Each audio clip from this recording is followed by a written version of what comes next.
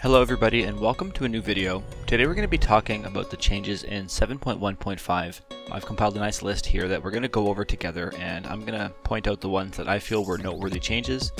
I've filtered out kind of just all the generic stuff so that we can focus on what's important. This video is going to be broken down into two parts. Part 1 will be general info about all the changes, and Part 2 will be some thoughts on each spec. We're also going to talk about recent hotfixes and some undocumented changes. Alright, so now for the changes that affect all specs. Deeper Stratagem now increases the damage of finishing moves by 5%, down from 10%.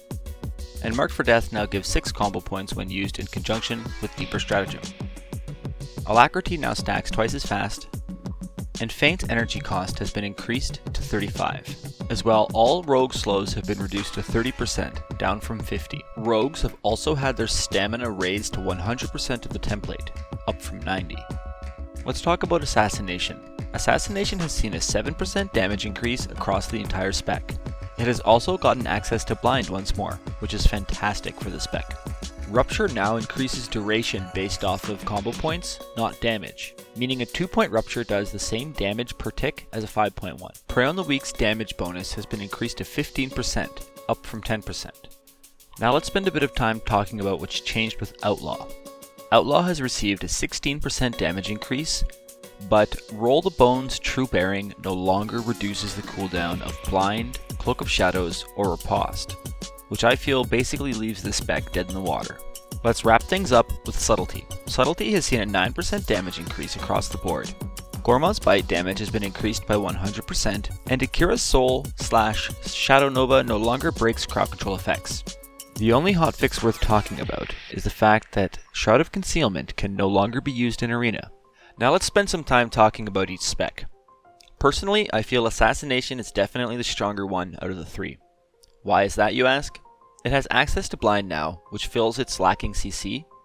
It has Wound Poison, which makes all the damage you deal harder to recover from. And it has extremely potent cooldowns with a relatively short CD.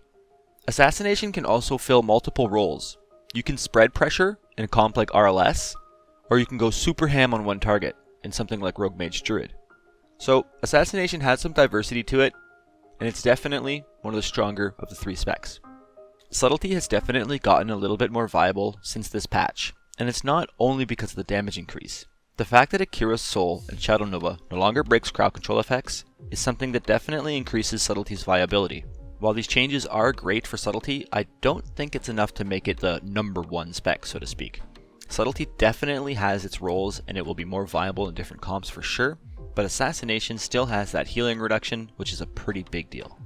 Alright, let's talk a little bit about Outlaw. Personally, I feel Outlaw is dead in the water.